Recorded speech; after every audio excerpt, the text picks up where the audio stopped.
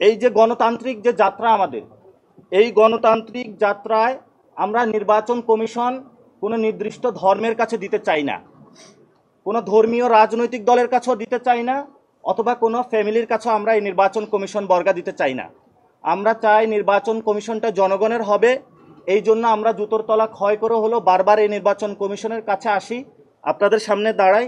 আমরা ওনাদের কাছে বলেছি যে নির্বাচন কমিশনকে স্বাধীন করুন, স্বাধীন প্রতিষ্ঠান হিসেবে রাখুন।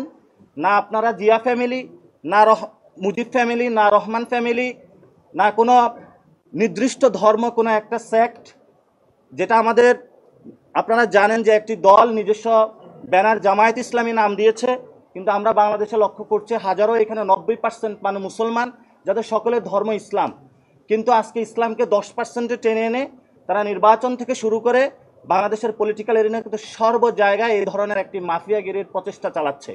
এজন্য আমরা বলেছি কোনো নির্দিষ্ট ইসলাম, কোনো নির্দিষ্ট ফ্যামিলির কাছে ইলেকশন কমিশন বর্গা না দেওয়ার জন্য, বাংলাদেশের যে জনগণ রয়েছে সকলের কাছে দেওয়ার জন্য, এবং আমরা তাদের কাছেও আহ্বান রাখব, যদি নির্বাচন কমিশন একটি গণতান্ত্রিক প্রতিষ্ঠান আমরা রূপান্তর করতে পারি, তাহলে যেমন জামায়াত ইসলামী সুযোগ সুবিধা পাবে, রহমান ফ্যামিলিও সুযোগ সুবিধা পাবে, জিয়া ফ্যামিলিও সুযোগ সুবিধা পাবে, সকল মানুষ বাংলাদেশে সুযোগ সুবিধা পাবে।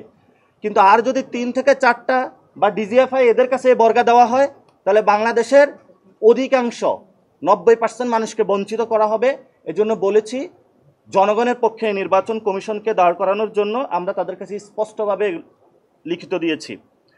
আমাদের যে সার্চ কমিটিটা গঠন হয়েছে নির্বাচন কমিশনের, আর্মি থেকে একজন, তারপরে হলো জুডিশিয়ারি থেকে একজন, যিনি জুডিশিয়ারি থেকে এসেছে উনি একটি নির্দিষ্ট দলের পক্ষে কাজ করতেছেন, যিনি সিভিল সার্ভিস থেকে এসেছে উনি একটি নির্দিষ্ট দলের পক্ষে কাজ করতেছেন, আর যিনি ডিজিএফআই প্রেসক্রিপশন বা আর্মি থেকে এসেছে উনি ওইখানে কাজ করতেছেন। আমরা বলেছি এই নির্বাচন কমিশনকে জনগণের নির্বাচন কমিশন বানাতে হবে।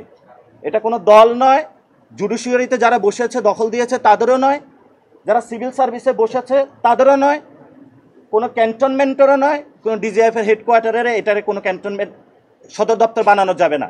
আমরা বলেছি নির্বাচন কমিশনকে এই 4টি যে অন্তরায় রয়েছে, অদৃশ্য শক্তি রয়েছে, এগুলো থেকে করাল গ্রাস থেকে নির্বাচন কমিশনকে মুক্ত করতে হবে।